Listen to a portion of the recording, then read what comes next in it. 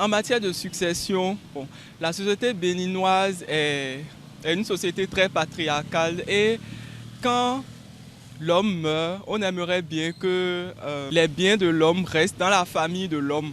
Donc ces biens ne n'aillent pas au niveau de la famille de la femme. C'est un comportement qu'il faut décourager parce que après la mort, je prends l'exemple, après la mort du mari, il a bien sûr des enfants et la femme qui doivent bénéficier de ces biens. La famille ne devrait pas normalement s'accaparer de ces biens parce que les enfants et la femme auront besoin nécessairement de ces biens pour survivre. Donc le fait que les parents viennent s'accaparer, c'est un comportement, une attitude qu'il faut décourager. Bon, je pense que c'est relatif à notre culture, mais normalement, après la mort de l'homme, c'est la femme et les enfants qui ont droit, et non la famille. Au Bénin et en Afrique en général, la tradition exclut les femmes de l'héritage et les prive d'accès aux ressources économiques et foncières. Le droit successoral de la femme au Bénin, les méandres de loi qui résistent aux réalités sociologiques a été la thématique qui a planté le décor dans l'émission matinale de la Cour commune. Plusieurs causes définissent cet état de choses, entre autres la méconnaissance des lois nationales et le taux d'analphabétisme des femmes vivant surtout en milieu rural. À la question de connaître les différents textes qui existent en matière de droit foncier de la femme au Bénin avant d'aller au MOD, Dedo Deogracias, juriste en droit de l'homme et démocratie, répond. En matière de droit foncier, il y a déjà la Constitution. Après ça, nous avons le Code des personnes de la famille et puis le Code foncier domanial. Les modes d'accès à la terre, ce sont les mêmes modes qu'aux femmes qu'aux hommes, au nom du principe de l'égalité.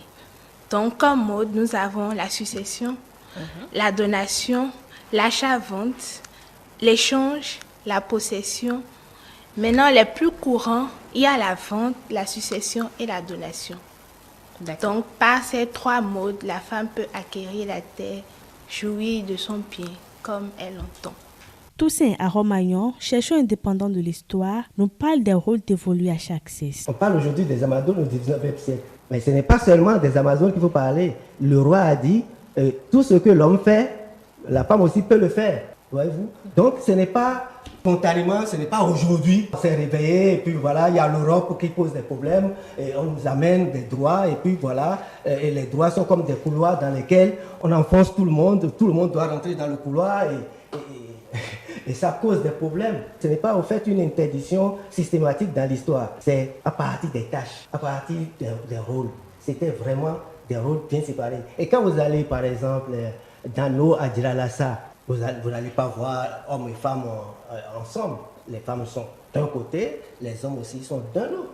Il existe plusieurs mécanismes qui permettent à la femme d'obtenir ce qui lui appartient, estime toujours Toussaint Aromagnon, chercheur indépendant de l'histoire. Nous avions beaucoup de mécanismes élaborés qui permettaient de régler ce problème. Quand on quitte un système à un autre, nous sommes partis d'un système, comme vous l'avez qualifié, d'antiquité.